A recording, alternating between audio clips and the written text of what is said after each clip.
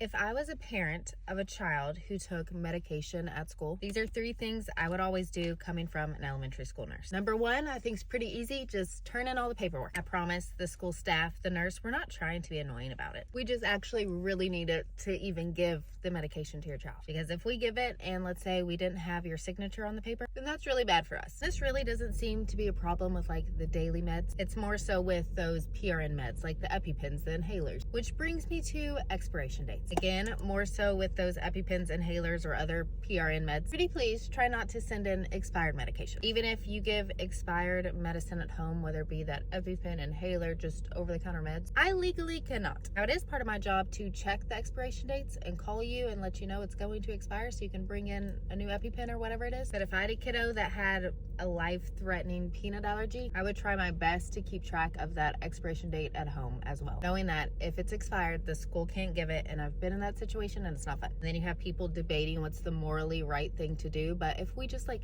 had a medicine that wasn't expired, it would fix everything. And the third one is more for those kids that do take meds every day. If I was a parent, I would try my very best to keep track of the pill count at home. And this is for lots of reasons. One, obviously, is just to make sure your kid is getting their meds. But 2, so you can have a heads up when you need a refill. Because your nurse has lots of kiddos, lots of meds to keep track of, so you might not get a call until they're down to 1 pill, which isn't what we try to do, but realistically, that's what happens sometimes. And some of those meds aren't as easy to refill as others. Oh, and a bonus, when you pick up your meds, if you ask for an extra pill bottle, they'll give you one. You can keep one at home, one in the nurse's office. If you have split households, you can use it for that. But if you're a school nurse or a parent of a child that takes medication at school, what other important things did I miss?